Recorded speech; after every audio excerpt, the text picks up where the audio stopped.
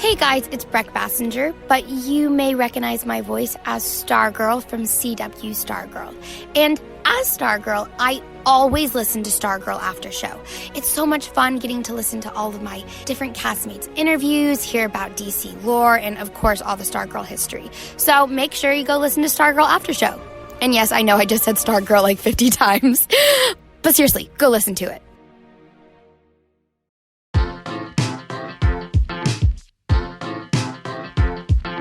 The GriswAlds are back, baby. And thanks to the success of the first film, this sequel was greenlit and released in the summer of 1985.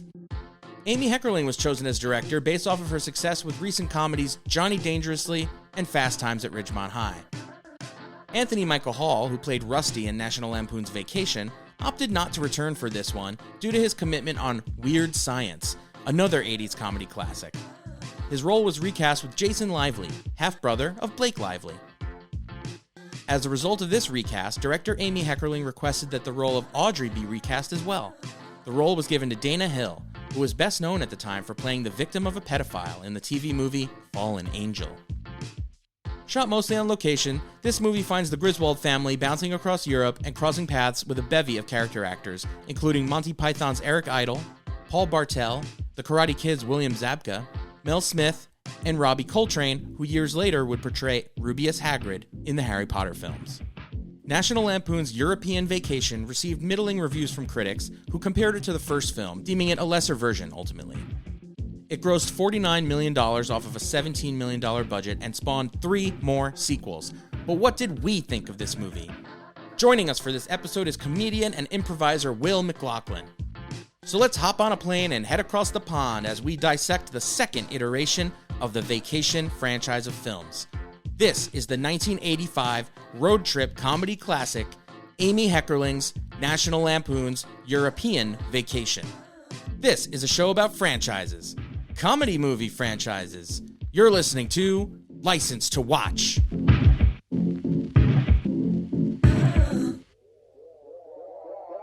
Why in the world was this movie made?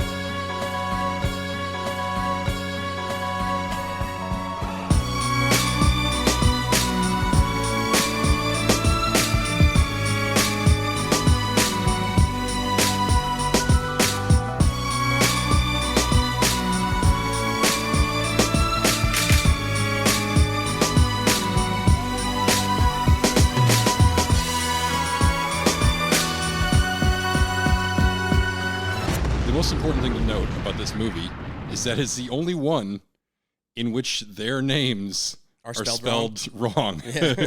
It is Griswold with an A instead of Griswold with an O, which is it is in all the other movies are the Griswolds, and in this one they're the GrisWalds. I didn't even notice that. How does something like that happen, though? I have no idea. I think it's a case of no one gives a shit. Yeah, exactly. You know what it was? Somebody put together the passports. And then somebody was like, "Oh man, you fucked it up. You spelled the name wrong." Yeah. And they were like, fucking art department." And then somebody was like, "You know what? We don't care. Nobody will notice." It's not like people will be able to pause the movie and watch it. Apparently, frame by frame. But then in the next movie, someone noticed it and they said, "Fuck it, we're going back to the original." I watched the commentary with Chevy Chase, and Chevy says it's Right an there, A. WALD. It's an A in all of the movies except for Christmas Vacation, and in Christmas it's an O. That's what Chevy said. I don't think that's true. I'm pretty sure it's an O in all the other I would ones. believe that he's wrong. Yeah, he seems like the type. Oh, he actually acknowledged it in the commentary? Yeah, he did. He seems like the type that would be wrong. He's not afraid to be wrong. It could be, it also could be because I think, did John Hughes come back and write Christmas Vacation? I feel like he did. Yeah. And he didn't write this one. I thought he did. Well, we just saw his name on screen.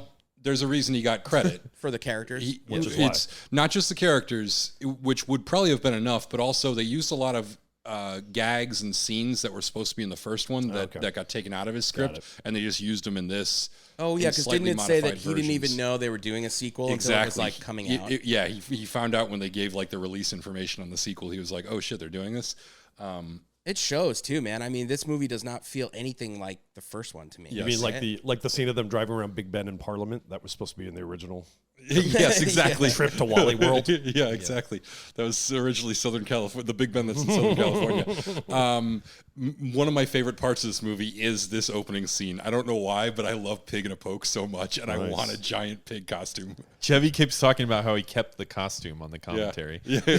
Then he has it. I would brag about that shit too. Humble brag. Oh, that's an Indian motorcycle. Oink, oink. Let's be pigs. Nice. I love it. So yeah, the movie we are talking about is a little movie called National Lampoon's. We're still with the National Lampoon, right? Yes. National Lampoon's European Vacation. It came out in the year of our Lord, 1985, I think, right? So it's just two years after the first one. So this is like a pretty quick sequelization here. In the audience, there was that kid was from he was in Fast Times at Ridgemont High. Oh yeah, probably Sean Penn? No, it's not Sean. He's one of the guys who's standing next to Sean Penn, and John Aston's going to be really creepy right here. Oh yeah, this is of course in reference to the Richard Dawson. The former Family host Feud. of Family Feud. Yeah. Well, that's probably because Amy Heckerling directed this movie and that movie, so maybe the kid in the audience is like a good luck charm for her. Right. Oh, that's true. I never thought about that. Maybe she was boning him. Yep, it's entirely possible. Yeah. Yeah, so this is I would call this. Oh, kid where? right Which there. one? Yep. He's the one standing next to Sean Penn when Forrest Whitaker's car gets destroyed. There's some really cool T-shirts and Let's turn this hats. off and watch Fast Times. But still talk about this movie. absolutely. Struggle through it. Yeah, we'll just do nothing but talk about European Vacation. Yeah, there it is again. ALDS. Huh. Yeah, so I guess first of all, let's introduce our guest. Oh. Joining us for this episode is a friend of the pod, comedian, actor, performer, improviser, teacher. Yeah. All of these things. All of these things. Yeah. Excellent. What can't he do? Mr. Will McLaughlin. Well, thanks. don't make me prove it. Thanks for joining us today. Thanks for having me. Paul Bartel. There he is. Eating Raoul. Yep. Nobody knows who the rest of his family is. That guy looks familiar. He's this from guy something. right here. He's just got a familiar look. Yeah. The Frogers. Is that what it is? Frogers. Frogers. The Froger family. Which That's hilarious invention. Froger family. Also He says- an excellent video game. Yeah, he says Froger. Wow. Yeah. Wow. Wow. Yeah, let's play the Froger. That's the level of humor on this show. I'm going to do great. Yeah. Well, we'll cross that road when we come to it. Oh, damn. I'm being double teamed. Yeah, this is what I would call a lackluster sequel, right? Like right off the bat. I I feel like it. I feel like this is one of those movies that suffers from being the worst in its franchise. The worst in its franchise? Well, that's arguable. the Ed Helms one's worse, right? I don't know. I've never seen it. I've never seen the Ed Helms. Now is that a part of the franchise, or is that like It a is. new chapter? It that is a just part like of the franchise completely new because chapter? Ed Helms plays Rusty, Yes. so it is technically a sequel. Okay. And Chevy that Chase makes is in sense. it as Clark. Oh, he shows up. Wow. And everyone loves there's a Vegas paycheck, Vacation. so. Yeah, I'm glad he's getting work. As soon as the check cleared, worried. he was in. Vegas Vacation is sort of the unsung hero of the whole thing, right? I agree. That's the only one I haven't seen. I would say that Vegas Vacation is like my secret favorite that I'm Interesting. less and with each passing year I'm less embarrassed to admit it. Who was Juliette Lewis the Audrey in that one as well, or was it a new? No, Audrey? that was Kids are never the same. new ones in every one. The Audrey in that one was also kind of a person who didn't have a whole lot of a career. I think that's like that. She did that and Can't Hardly Wait. Yeah, That's it, yeah. We'll talk more about that when we'll cross that bridge when we get to it. When we hit the Yeah. Audrey eating disorder. when our interns do the section. research. Who are the most famous? Well, see, this is interesting too because all the Rusties went on to bigger careers, with the exception of Not this guy. this Rusty. Yeah. Well, do you know And who he is? He's Blake Lively's half brother. Yeah. Yeah. So This Rusty from- is Blake Lively's yes, half brother. from the famous acting Lively's family. Jason Lively. Yeah. And of course, this Audrey didn't have much of a career after this. Dana Hall, which is I think mostly related to Hill. health reasons. Dana Hill? Dana Hill. Hall. Hill? Hall? I thought it was Hall. I thought it was Hall. It might be. I'll look it up. God, if only we were watching the credits. Yeah. There's a theme, like changing one letter in someone's last name. Yeah. Exactly. She actually, I think she's like in her mid 20s in this. She's this 21, movie. I think it said. Oh yeah. So, but she had like a something going on where like It's Hill. She looked like a. Oh, well, there you go. You were right. She looks like very young, and so she got a lot of work when she was a teenager, playing like people in their teenagers, early, playing like 11-year-olds or 12-year-olds. I think I remember. I think I remember her seeing her in some sort of like sexual abuse. Movie she was early in some on. movie. But and it was about being groomed by a pedophile. Yeah, and I think it was Ted Danson. I think Ted Danson was the pedophile. I can't remember, but it was. But I remember, remember, I remember my mom saying, "It's okay. She's 18 in this," and I went, "All right." Yeah, but her character isn't. Yeah, I know. It was 3 men and a baby. I never saw that movie. Is that what it's about? Yeah, it's all just. Well, you didn't see it all the way through. It took a turn. It took a turn in the third act. Don't worry. Only one of them is her biological father. And we know who this guy is. Right? That was the tagline. I think that was on the poster. Yeah, it was like 3 men and a sexy baby. Yeah, that's right. They didn't change much from the French original. That's true. That was a French. That was a remake original. of a French film. Yes. Oh God. So terrible. Do you guys know who the boyfriend is? Here? Of course, Billy one Zabs. Mr. William Zabka, Scabs. famous bully. So going back to look at it Dana that Hill, way. she looks young but also looks old. Does that make sense? Like I agree. Yeah. when I was a kid watching this movie, I always felt like, why did they cast this like 30-year-old person? Yeah, to be she You looks- can't tell she- how old she is. She looks older than Beverly D'Angelo. Yeah, she's got a weird. and her voice, she's got like a Yeah. very That's adult scratchy, voice. yeah. Yeah, I We're always thought. really piling on the Dana Hill. I know. Well, but I R.I.P. By the way, guys. Yeah. I know. Oh no, really? Yeah, she had a health issue. Like, she had a serious diabetes problem, I think, and that's why I think she transitioned to voice acting and did a bunch of voice acting later in her career, and then I don't died think- in her 30s, I think. Jeez. I don't think her performance is as bad as she's just like an awkward fit into this. Because I do think the guy who plays Rusty is also bad, and they have to play off of each other, or there has to be some kind of cohesion there or something, and it just. I've always hated this Audrey and Rusty, and they are definitely, I think, the worst in the franchise. Yeah. But it's not. Part of it is I don't think the characters are well written. I just think that they it's don't not the deserve as actors' much fault. hate as Well, they're they just thin. get. I mean, Yeah, probably. exactly. They're thin and they're kind of one note. And actually watching it again, I kind of respect both the performances a little more than I normally have. I haven't been giving them enough credit. And honestly, her performance is so one note and annoying, or her character is so one note and annoying, but she does everything you can with it, you know? And he's kind of trying to do like the Anthony Michael Hall thing where he's like kind of cool, but also desperate and, nerdy teenager. He's like secretly cool. Right, which Anthony Michael Hall kind of nailed in the previous movie. Yeah. And he doesn't do it as well, but that doesn't mean he's not, like, there's that scene where he's in the club with his sunglasses on with a hooker, and it's like, I just love that moment. I love, like, that's one of the times when his character really works, What was the hooker's name? She's like, "You were the hooker," and he's like, "Don't call her that." And he says what her name is, and it's so ridiculous. Fuck, I can't believe I don't remember. I don't know. It'll be coming up in about 40 minutes. We'll find out. If we're talking about the performances in this movie, I do feel like Beverly D'Angelo takes her thing to the next level here. This is where she didn't get to do as much last time. Well, yeah, last time they had a shower scene, but it was just basically show her boobs and get out of the shower. And this one, they actually they don't show her boobs, and they give her a huge song and dance number, which, she's got a good voice, which they will play into a lot of the future, But movies. you get to notice how good she is in this one more than you do in the first one. And she really is like, Look at those mules. she really is kind of the missing piece that makes this all work, I think, because Chevy Chase, everyone looks at these movies as, the Chevy Chase vacation movies, but she doesn't get her credit for really being the glue of it, I think. Yeah, I agree with that. I think she's She's the Jason Veritek of this movie.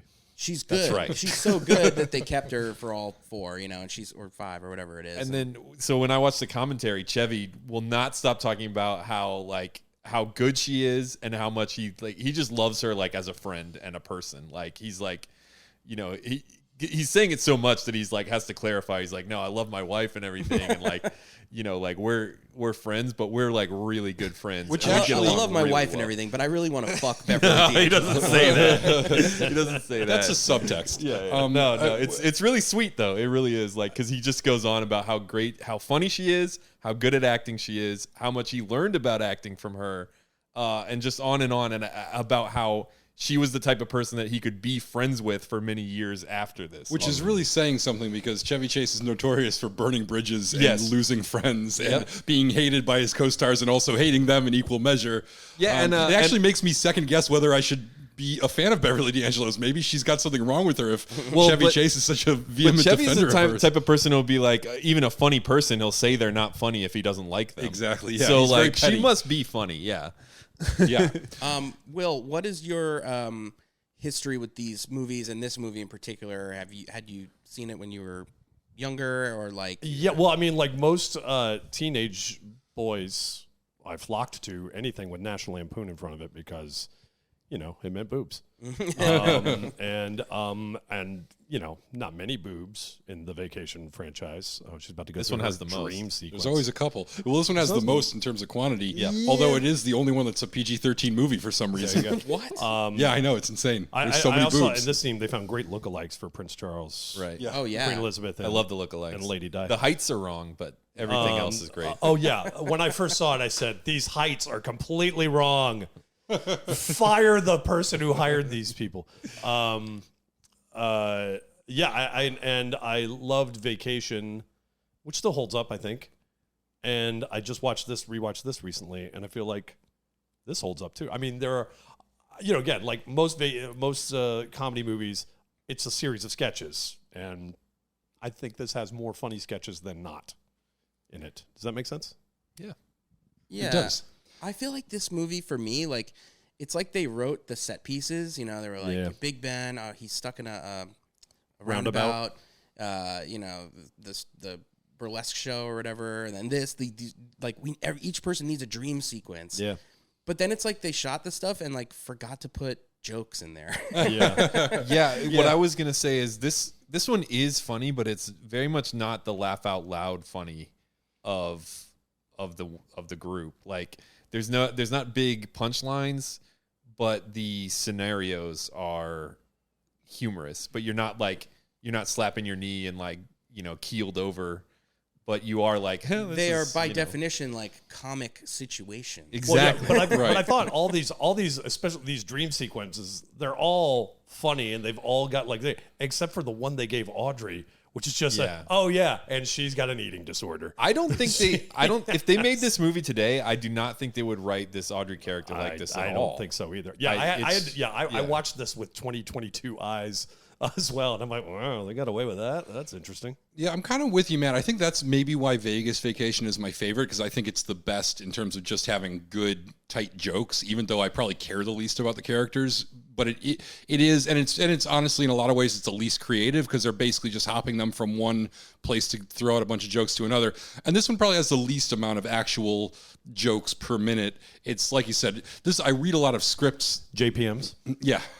I read a lot of scripts that are comedy scripts, and the biggest complaint I have with them is... hers is a nightmare. It's actually a nightmare, though. So that's true. It's not a dream sequence. It's a nightmare. But I read a lot of scripts that have comedic premises, but no actual funny jokes in it. I'm always really impressed when somebody can write a comedy script where the jokes are on the page, because so many people just think, oh, I'll find a funny scenario and we'll cast funny actors and it'll just become funny. Imagine The Rock doing this. Yeah. Hilarious. Yeah. And that's what this feels like. It feels like a thing where they were like, yeah, it's funny people and it's kind of the same idea. My biggest complaint, and so this is the one that I've watched the least in terms of my own watching of these. I think I'm pretty sure I watched Vacation first and most. Yeah. And I know that my dad definitely, when Christmas Vacation came out, I remember him saying, hey, we got to watch Christmas Vacation because these are funny. And I know I watched Vegas Vacation because that was in high school and we loved Vegas Vacation, you know, my friends. This is the one that I probably watched the least. I think it was on TV the least. And so I don't have as much nostalgia for it. But the other thing is, you can see them working out the kinks of some of the things that would become kind of staples. Like, there's no Cousin Eddie in this. There's no Christy Brinkley in this.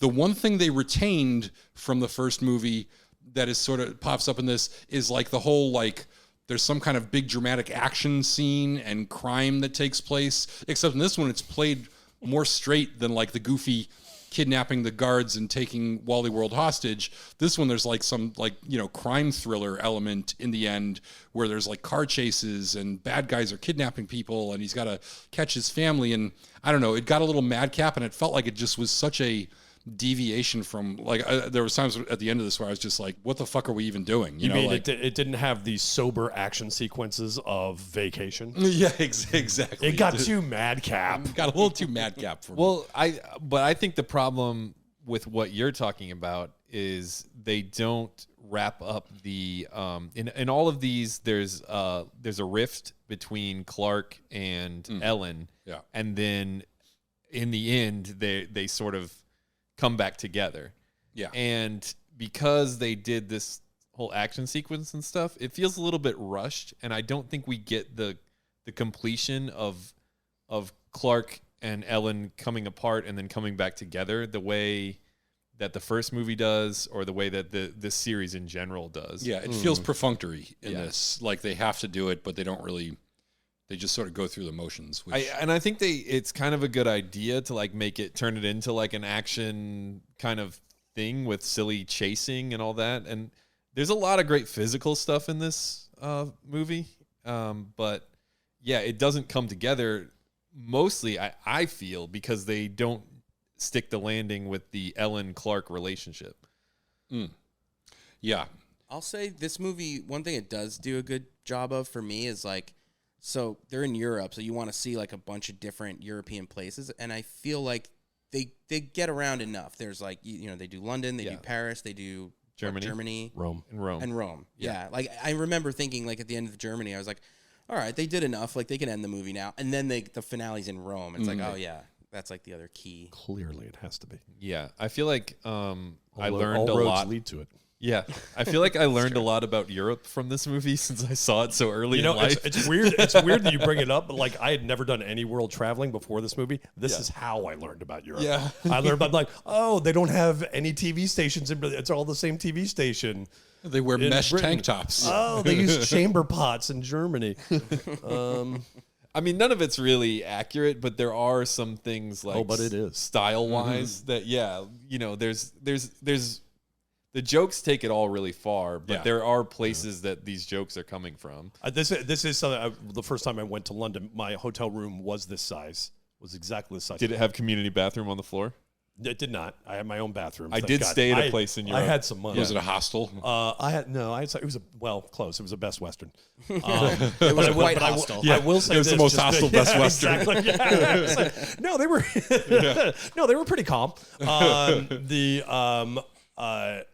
I found that London was a city where it was probably designed by somebody who's 5'8" and thought the tallest anyone could be is 5'11". I just kept hitting my head. It was. I kept opening the same wound on the top of my head. That is every foreign Every country doorway. for me. In the 1500s, for 6 you, feet tall you're was freakish. Six fucking 5. Yeah, no, I mean, but especially like growing up in New England, that's also true of any house that is more than 100 years old. That's true the doorways are like, 6'1" or something, and it's like No one will ever grow taller than they'll die of rickets. Yeah. No human being could support that kind of height. You want a giants?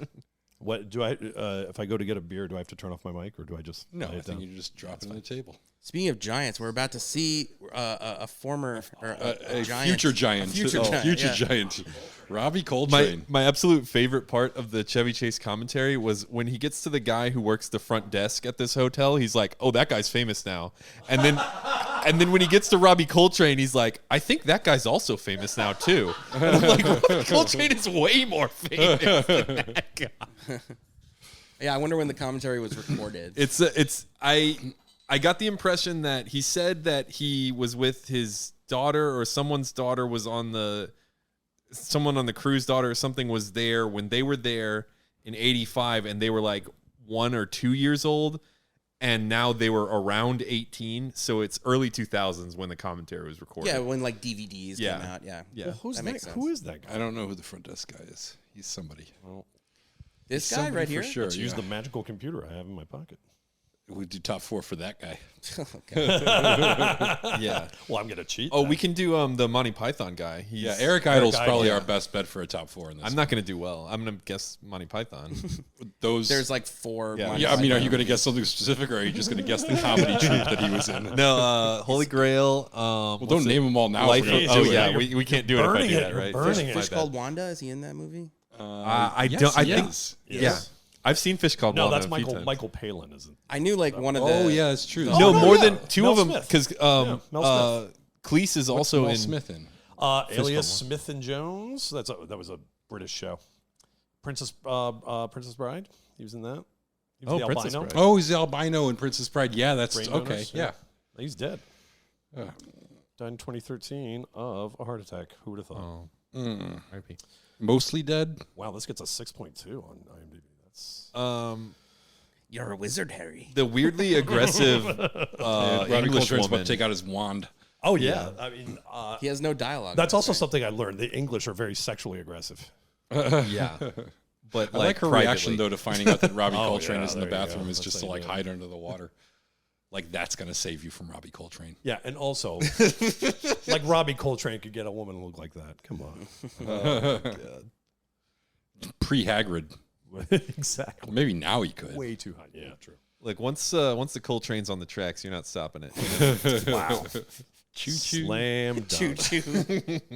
Choo choo. Pippin to Jordan. Okay, so what should we do our Synopsis? our synopsis? Yeah, let's Okay. do it. This is going to be tough because we were going to record this episode a long time ago and many years ago, and I did not rewatch the movie recently. So I'm going to put 2 minutes in the clock, and I am going to summarize this movie. What if you come up short? Oh, short would be fine. Long. Then we watch long Star is Trek what- 5, The Final Frontier. whatever the punishment is, it's always undiscovered country. watching VHS Star Trek 5. All right, here we go. So you're going to talk over the most important part of this. Okay. Yeah, don't interrupt me. It's very important. So, the GriswAld family is on this TV show called Pig in a Poke, and they are doing really well. And instead of taking their prizes and leaving, they decide to be pigs, and they have to face off against this brilliant scientist and his brilliant scientist family, who inexplicably get some minor thing wrong on this really difficult question.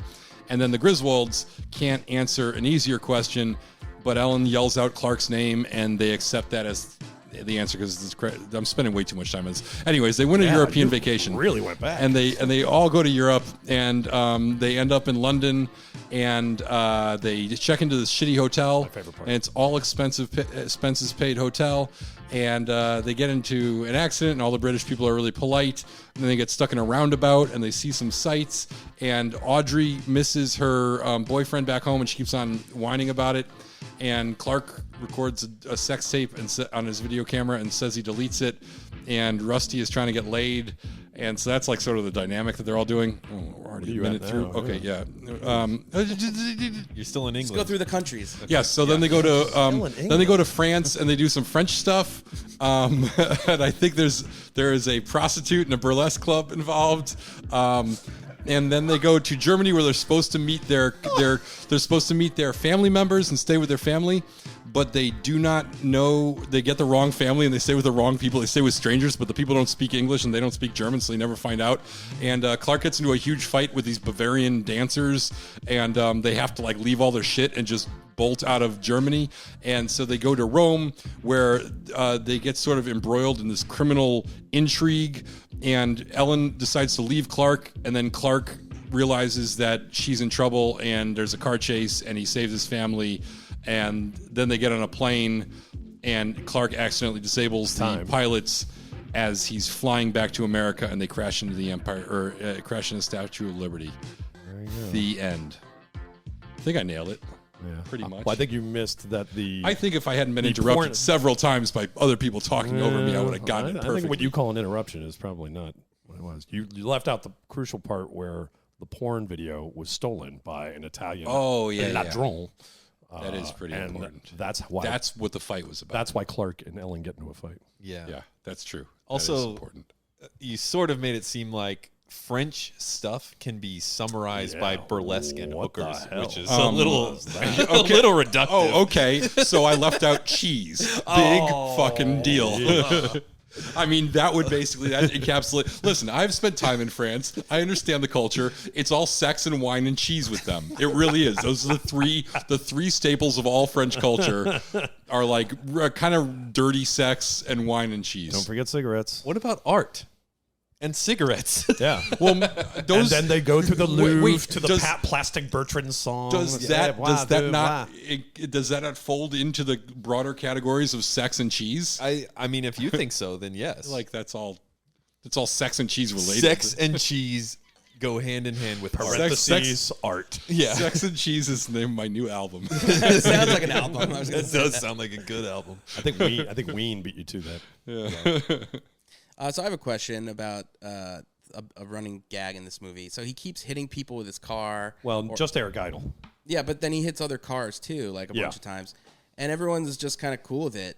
Is that the joke? Is just that Europeans it's the English. are... The English are super polite about everything. Oh. Eric Idle is the one who came up with that. He sort of Yeah. decided that like that would be the running joke, is that like all the English people are super polite, even though he's Bleeding. Even if that's like a super well-known thing, it's still like not that funny of a bit, right? Oh, see, that was my favorite part about this whole movie. Is oh, you lost your bumper here. Well, take that back with you to New York. Take that back with you to New York as a souvenir. I did think that was pretty funny where they're giving him the parts of their Yeah. cars that have fallen off Yeah, it to was take very back as souvenirs. And Eric Idle, he improv that whole little bit that he did too. And I also didn't know that about the English. I learned that about the English from This is how we learn about like the This French is and their how- sex problems and their- and the English and their extreme politeness. parentheses. The arts. Italians and their criminality. Italians and criminality. The Germans and their drinking and fighting and dancing. Yeah, and And sausage. hosting of strangers. Hosting of strangers, yes. Yeah. I have a lot of problems with the bits in this movie, so I'm going to consistently I can't ask you wait. guys if this is funny. I can't wait. It's a lot. It's a lot of stereotyping. That's of like Matt's constant question. Yeah, Is this funny? This would just be like explaining. That's my thesis. This would be of like us today's explaining episode. New Yorker cartoons. I don't. Yeah, It's not funny, but here's what they were going for. it's New Yorker cartoons. Yeah. I mean, this could have been There's called. another, This so another could- thing I love was that they're so desperate for American commercials. They start singing commercials because Yeah, there's no TV. Right, There's no that's TV pretty anymore. funny too. Yeah, Yeah. This could have been called National Lampoon's European Stereotypes, and I think it would have been you go. more. I love how she's got the wall of her boyfriend's Wall of Zabka. pictures. Wall the of wall of Zabka. Zabka. But He's got a bunch of goofy hats throughout this movie. yeah, It's true. What is on his head right now? Mushrooms? yeah. And his shirts and hats are cool. I like the Duran hat. I think it's in Germany when he gets that one, but it's a really good one. Yeah, Oh, Rusty's is it- outfits are pretty on point, even Oh, though is it they're like ridiculous. a painter's cap? Is it like one of those ones that have like remember those? It has from like the 80s? flaps in the back, I think. Yeah, it's got like little some We chic- just had it on in the last yeah, that's the scene. one he probably wears the most. Is like his. It's almost like a Like little French Foreign Legion, except a Bedouin- baseball Bedouin- cap. Yeah. What do the flaps do? Do Painter's they cap. keep your neck cool? No, they just keep the sun off of it. Right. Well, so yeah. So no sunburn. Yeah. That's awesome. I need one of those. I'm gonna, Honestly, you Rusty. live on Melrose, you'll find them. Yeah, Rusty somewhere. wears a lot of outfits that I could see Colin in. If you just swap all of his pants for gym shorts. Colin I is the could- Rusty of our. Yeah, Colin's podcast. definitely the Rusty of our group. Rusty is the second best outfit when they go Roman clothes shopping. Oh yeah, Clark is definitely the best one, but well, yeah. I think that is a bit that I really appreciate is them going to like a high fashion Italian couture shop and coming out looking ridiculous. Yes. I was like, yes, this is good. This is well done. because they also you want them to be American stereotypes since they're leaning into stereotypes the other way. Yeah. Yep. Well, and this is what's great about it is like they are like the ugliest of ugly Americans. This movie, Yeah, just they constantly. do all the shit that you would never want to do. Like, Right. yeah, they cause a riot in Germany. They don't they have to leave France too because they cause an cleans and incident. vacuums. Oh, he tosses a dog off of the Eiffel Tower. I mean, come on. But he's fine. He's fine at the end. Yeah, Oh yeah, I thought they were going for him. Does he kill a Mark dog in Hamill. every I mean, movie? Yeah, Mel Smith. right. But I don't know. Like I said, I learned a lot about Europe from this movie when I was young, but I did realize that it was stereotypes and not, like prejudice. Subtly drawn characters. Right, yeah, I wasn't taught prejudice. I was taught stereotypes, which is kind of bad, but I wasn't like thinking like, oh, all European people are stupid because they're all like this. I was just I had some consciousness of the fact that this is like an overblown Well, I feel like in this, caricature. everyone is stupid. Yeah, exactly. Europeans. Oh my god, Clark is fucking a bumbler. Clark's the worst, yeah. A bumbling, stumbling dum-dum. Yep. And honestly, that and Ellen stays That's with what's funny. him, which means she's no, Yeah. she's no prize either. Not discerning of character. Yeah, exactly. She's got her own flaws. I love that also they're wearing a lot of Wally World swag in this. Clark has the Wally World sweatshirt on, and later Rusty's wearing a Wally World t-shirt. Chevy says he still has that. And he just like wears it. Would you give it away? No. I know. I would love seeing Chevy Chase out in a Wally World sweatshirt. Yeah. That would be the best. More than the pig outfit, I want a Wally World like sweatshirt. Mm-hmm. It's awesome. I'm obsessing over this pig outfit. I wonder if it's available somewhere. Like if you can get like a replica pig in a poke costume. I wonder if 7 days a week is too many. But yeah, there's no Uncle Eddie in this. Like that's such a misfire. Mm-hmm. How funny it would be if he just shows up. Oh, this Stonehenge bit. I forgot This about. is the only one without Uncle Eddie, right? Cousin Eddie. Cousin Eddie. Oh, Sorry. Cousin Eddie. My We're not bad. so I mean, I guess he's also an uncle, but Somebody's uncle. Gotta be. Yeah, little known fact, you can park that close to Stonehenge. you can actually park right in the middle of the circle. Absolutely. This is not real Stonehenge. It was a set that they built. Wait, what? Yeah. I've never been to England. I hear Stonehenge is a little out of the way, and I don't. yeah, and it's I way don't- out there. I don't think I would. I don't think I would bother. I loved it. But they don't let you do this anymore. I think in the 60s and 70s. You can't knock it over anymore. No, they don't. They just knock it over like dominoes. It used to be just discouraged because they're so polite, but now they finally That's put their right, foot down and they were yeah, like, "I'll thank you not to knock over our." Well, treasured-" like in the 60s and 70s, you could like walk up and touch the stones. Now it's all like you have to just walk around the area. Yeah. Yeah, I've only seen it on Google Earth. They don't and want like you have Banksy to tagging stay away it. from it. No, Exactly, that's literally why you can't touch the stones anymore. Is because people just started tagging them. And how do they secure this at all times? Because I feel like a rope. it's out in the middle of nowhere. Giant chain. There's There's one like, I don't know. There's like little guys in suits. I could touch that stone if I wanted to. You're SAS. telling me I couldn't get out there in the middle of the night and touch that There's stone? one of those like, Oh British yeah, you could go in the guards. middle of the night. The chains are like 50 All feet right. out now. So now I'm totally flip-flopping my position. I've gone from saying if I ever go to England, I'm not going anywhere near Stonehenge because it's way out of the way to I need to touch that stone. Yeah. Somebody's told me it wasn't allowed. Go. Yep. And then plus I want to feel the energy. I feel like if you're not in the middle of it, True you enough. can't really Yeah, they don't want you to do that. They don't want you to take that energy. yeah. The druids. Yeah. I love the that line. druids.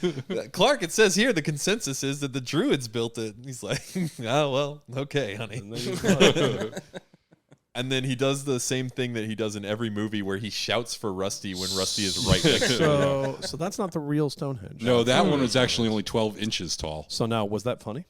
I don't know. Yeah. Okay, well, I mean, I mean, Matt didn't ask a question. Okay, So I think the only thing you can compare it to that's in the same movie is when they hit the Statue of Liberty with the plane. yes. I think knocking over Stonehenge Spoiler is alert. funnier than hitting Statue of Liberty with a plane. low bar to clear. Low bar. Well, you got to put them head to head because they're in the same movie. But I also love the subtle thing. Like the background actors are all just like typical like Frenchies in this. Like I don't know, those people back there smoking like fiends back there. They're going to cut to an over the shoulder. There's more beret wearing smoking French assholes. Well, one of the right coo- there, there, back one there. of the cool things about this movie, as well as the first one, is that it does represent them kind of actually filming a road trip that these people did go on. Yeah. Like they're making a movie, but they did spend like 3 months traveling across Europe with these same people, which is really kind of, I don't know, it's cool to me because Even though all the interiors were probably shot on a set in Burbank. well, yeah, I mean, like, and a lot of the voiceover and stuff.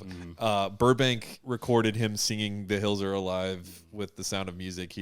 That wasn't him live on the side of the mountain, unfortunately. Yeah, I know. See, smoking. Yeah, if you old look black at Rusty's face, sometimes he really does look like Blake Lively. Do you guys see the familial resemblance? Don't, because I'm trying to remember what Blake Lively looks like. She pretty much looks I like guess I never really tried to think about What's it. Like Blake that. Lively in? We should do a Blake Lively top. She's in The Accepted. Shallows. that. The Shallows, yeah. Have you seen Accepted with Justin Long? Oh yeah, She's in that. Wow. She was in The Town. Oh yeah. Oh, the town. Yeah. I wonder if any of these are. None of these are in her top 4. Wait, is she's in Green Lantern because that's where they met, right? That's where Ryan Reynolds. Ah, I see. Smoking away, beret. There it is. This bit's pretty good. Yeah. He just steals it. Ladron. He's like, I think it would be best if you get in the fountain. And before he's even like out of sight, she's asking about the tape. I know, he could like run after him right now. Worried that the Chicago number that she did on there It's Sweet Charity, I think. well played.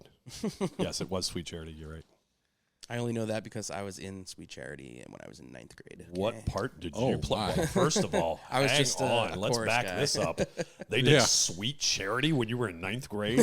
Yeah, oh yeah. A musical about hookers. He went to 9th grade in France. It was perfectly acceptable there. Oh yeah, you know, Very normal. It was quite cheese tame. smoking art, 9th grade is sex stuff. 9th grade is technically high school for some people, right? I was Yeah. still in junior high, but That was high school for me. Yeah. That was freshman year of high school for me. So wait You a were a second. I didn't know frosh. you were in musicals in high school. Oh, This is kind of a yes. revelation. Was Sweet Charity your only, or were you in many of them? I was in 2. I was in Sweet Charity, and then what was the other one? I think it was Oklahoma. MAME. You know, like Oh, yeah. MAME. Yeah. Yep. Who did you play? Did you play Big Spender? No, I wish. I was friends with him. He was a big guy. What is MAME?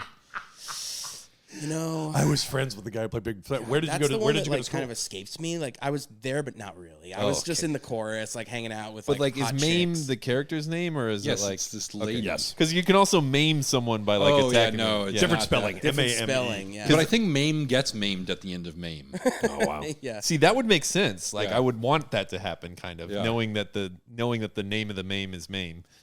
Colin, how many high school musicals were you in? How many was I in? Yeah. 0. Okay. But I will say this: for our final for our tech theater project, we all had to, like make a light show and a stage show or whatever, and like at least 4 of everyone's finals was them doing all of that while I just danced around on stage. I can see that. Also, I love how you just throw out your tech theater finals as if this is like, like gym or chemistry. Everybody in high school has a tech theater final, right? Right between my statistics Oh my class. God. Yeah, and my, that was I think that AP was lit. I think that was 10th grade, so I was technically God. above It was that. the class I was worried about most. Last day of school. Tech theater was great. Tech theater. He went to a performing arts high school. He was the only guy who was not in anything. I should have stayed in like regular theater, but tech theater was great.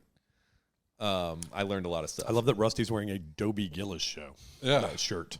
Yeah, very I weird. didn't know trying what to that figure was. out what that was. Anybody- Oh my God! Any of us you knew guys don't was- remember Dobie Gillis? Yeah. I remember I it, but don't. I couldn't tell. The from many that loves shirt. of Dobie Gillis. Dwayne Hickman, Bob Denver, Yeah, Bob Denver. that's Maynard G. Krebs. Will, I assume you were in all the high school theater productions. No, because When did you come to drama? well, I mean, like in 7th grade, I realized because we had this thing I've since learned has been called power reading. It was like, hey, you're going to do a book report at the end of every month, but in place of just writing a book report, you can do these things. You can write a letter to the author. You can sing a song. You can enact a scene from a play. And I said, all right, I'll do that.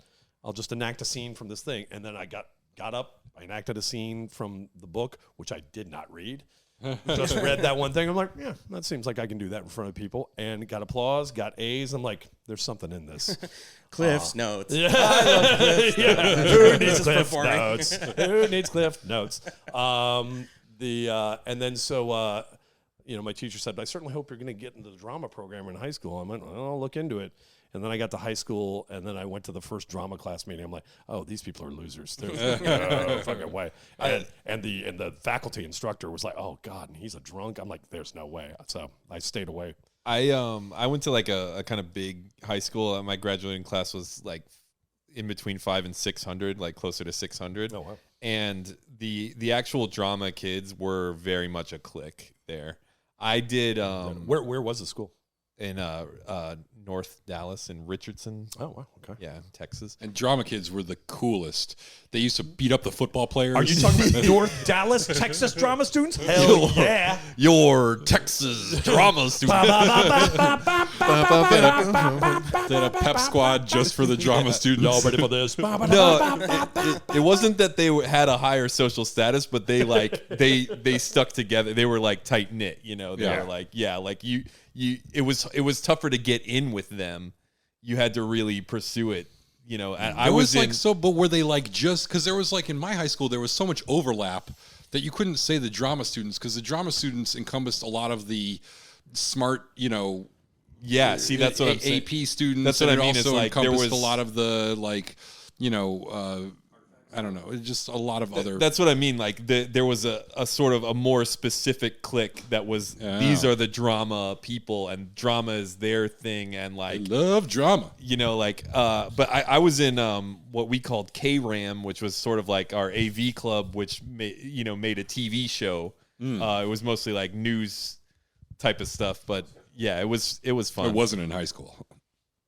Wait, what? It wasn't cool. It wasn't cool in high school at all. No. Oh, I mean, you know, it was fun. I got to host a pep rally once with a teammate.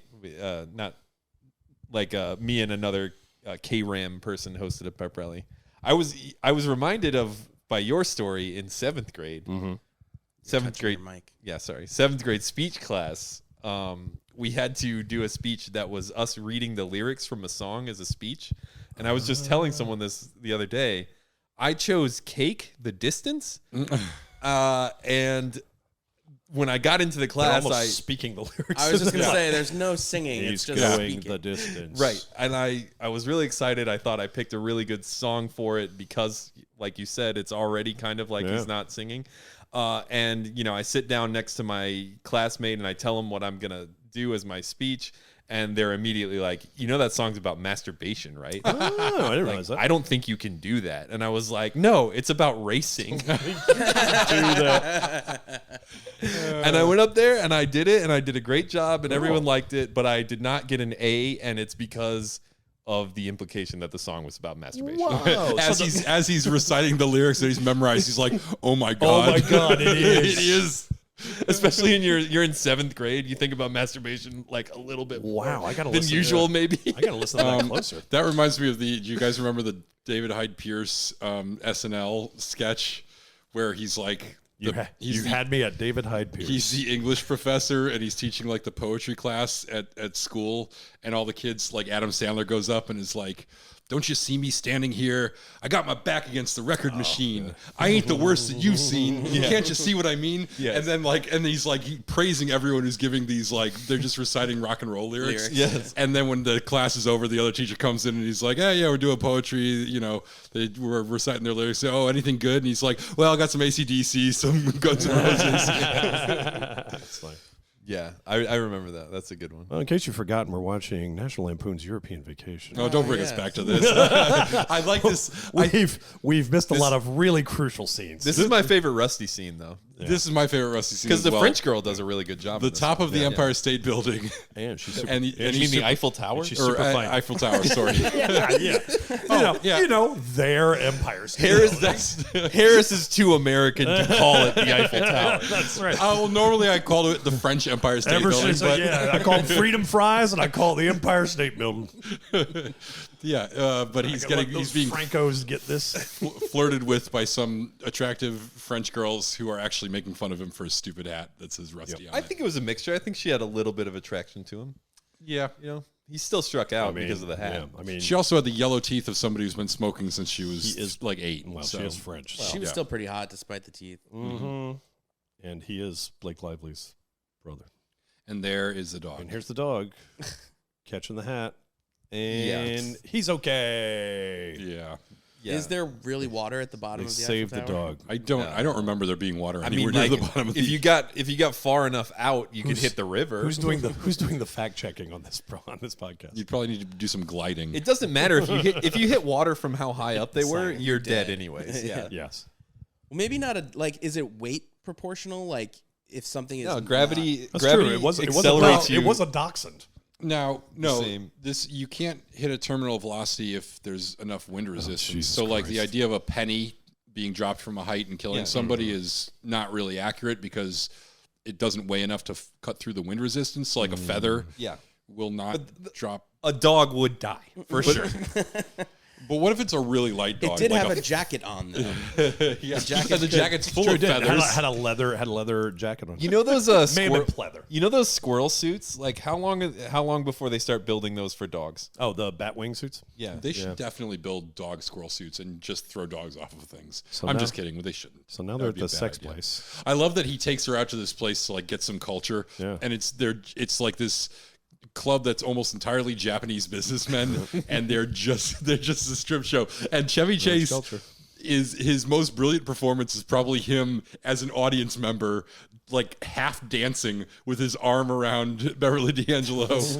Like his enthusiasm for this show is amazing, and he kind of makes this scene, which, to Matt's point, it's like a funny scenario that doesn't really have jokes in it, but he makes the scene work.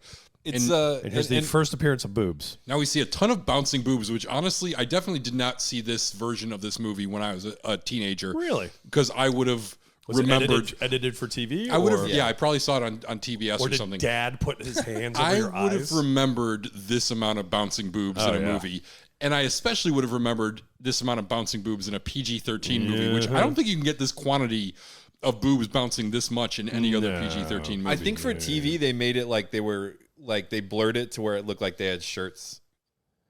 Well, they are wearing body stockings. Yeah, I don't know if you noticed. There's there's mesh yeah. over there. No, I their noticed, of course. Décolletage. Their first outfits, the All right, we're about to were find out the same- prostitute's name. That's what I was gonna say. The joke I love is that the Yeah. scene before this, Ellen keeps going on about how she has this one of a kind lingerie that Yeah. she bought Yeah, the to bustier. try and spice things up with Clark, and he's like not fully noticing, and then cut to every single performer. all the strippers is are wearing wearing the one-of-a-kind same lingerie, one-of-a-kind thing, Oh, I which didn't they don't realize even that, really yeah. mention or comment on. It's just another reason why this night is not going how Ellen planned. I hadn't even picked that up. Yeah, This girl's pretty sexy, too. There's a lot of sexy women in this movie. In What's her there- name Oh, well, again? they're going to say it hold on. here. I can't believe we're being silent for this. And who was that cheap slut? We've- Don't call Cherie. Cherie. yeah. Cherie. Cherie's There it like was. a French way to just like say, Yeah. like call something to It's call a woman. deer in yeah, French. yeah, Cherie. Yeah. Yeah, Sherry. Yeah, very funny. I love Rusty with the sunglasses, drinking the cocktail, smoking the cigarette. glacier glass. Oh yeah, this is good too. Lost that. All right. The gag of the Polaroids flying out of the camera, and then he just sort of won't even pick it up off the ground. He just sort of is like, oh damn, missed he it. doesn't Now, realize it. was that too madcap for you, Harris? Yeah, or- no, that was appropriately made okay. up. Good. Yeah, he loses another Polaroid in this scene. Appropriately madcap. I mean, he's doing like every opportunity to do a physical thing, like a physical bit. Yeah. He's there. Yeah, and absolutely. this is and Chevy classic- loves that shit. This is classic Chevy Chase. Is accidentally knocking over a bunch of stuff on it. Like he did that in almost every movie he was in for a while. And I forget, was this post-Fletch or pre-Fletch? Pre-Fletch, I think, right? Okay. Yes, I think it's I think it's pre-Fletch as pre- well. Let's not look it up. Let's just decide. That's my favorite Let's Chevy just Chase all movie. agree on it. Yeah. That is apex Chevy Chase. This scene right here in the museum, what is the name of this song? It's Sa Pla Noir or something like that. Plastic Bertrand. Yeah. It's really- There it is. It's the That most, best um, hat Oh, I love that hat. with the Oh, yeah. French Foreign Legion flaps. It's Duran the Duran. most John Hughes scene in the whole movie. Like, Oh, yeah, doesn't yeah. it feel like a John Hughes? Yeah. kind of It thing? almost reminds you of the Ferris Bueller Well, museum yeah, scene with maybe like the that's why. montage Oh, of true enough, paintings yeah. and stuff. Yeah, almost directly stolen. I feel like almost the 1980s dress up scene is a little. Yeah, is right. a little, Exactly. Well, part of it was because they couldn't. What about this outfit? I don't think. What about this outfit? I don't think they had any funny gags for the Louvre, and I think they were like, well, they Yeah. have to go to the Louvre. Yeah.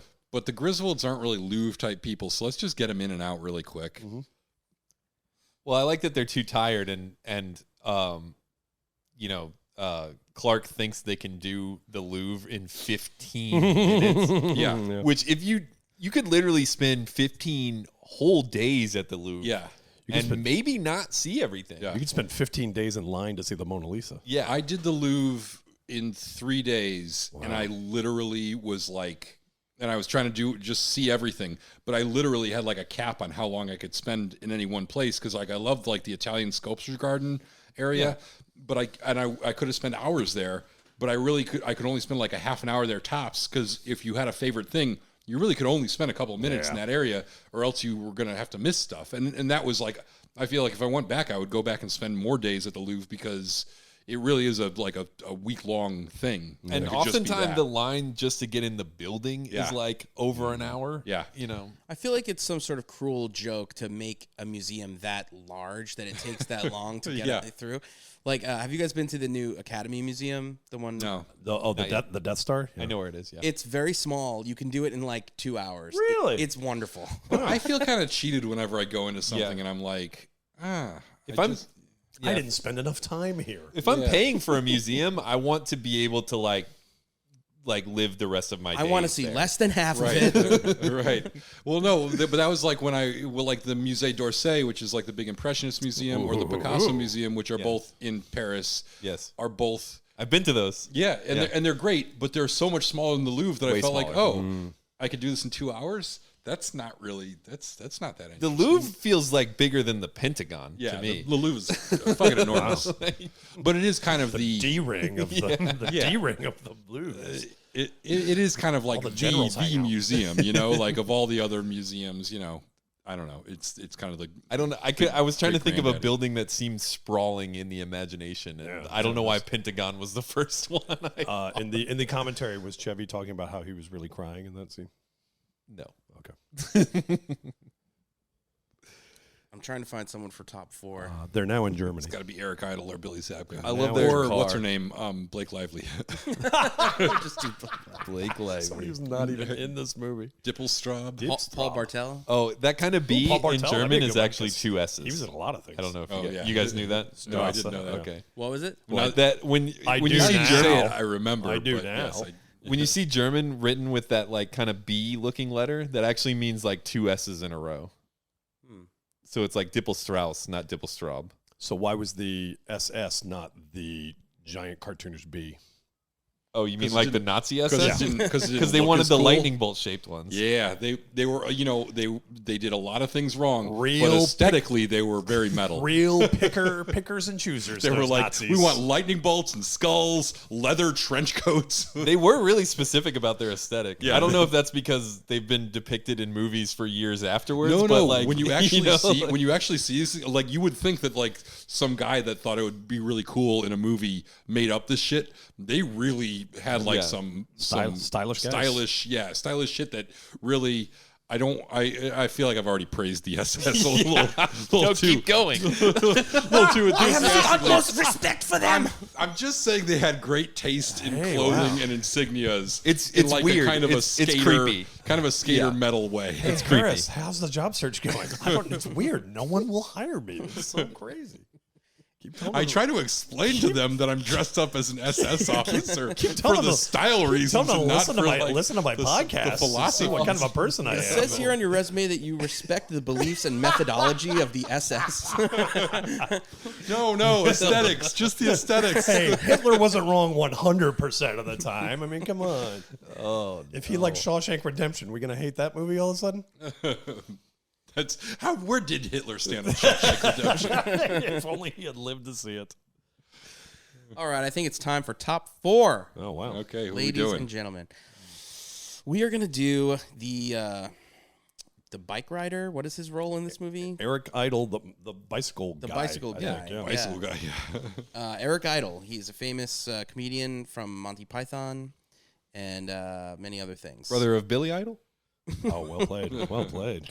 All right, guess go first. Will, what is one Eric Idle movie? Oh, do we not have to get them in order? No. Oh, well, I mean, the first one will be Life of Brian, I'm sure. Life of Brian is your first guess. Yeah. Okay, I That think is that's a correct. good guess, but I also think it's crazy first guess. Is that number one? It's There's no they're number just- one. It's just the. Is just it the have first 4. one that he's credited for? I mean, how do I know? They're just 4 posters next to each other. Yeah. What's the furthest left? See That's on the number one? furthest left. What's yeah. the It furthest is left? not number 1. Oh, shit. Oh, there you go. All right, Be curious to see. my turn. It is number Yeah. 2. Monty Python and the Search for the Holy Grail. The title is incorrect, but yes. What do you mean it's incorrect? It's Monty Python and the Holy And Grail. the Holy Grail. Yeah. There's no search.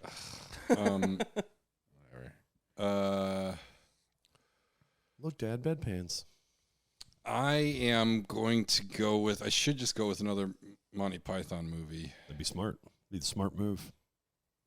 Seems to be the trend. Yeah. What is it? The Secret of Life? That's the other one, right? Meaning of That's Life. The other big Meaning of Life. Is that the one with give it the to you. All right. Is that the one with the Roman scene where like the No, that's Life of Brian. That's Life of Brian. Oh, okay. You've conjugated it all wrong. I've actually only ever seen The Holy Grail. Never seen any of the other ones. Oh, you're missing out. They're all pretty good, yeah.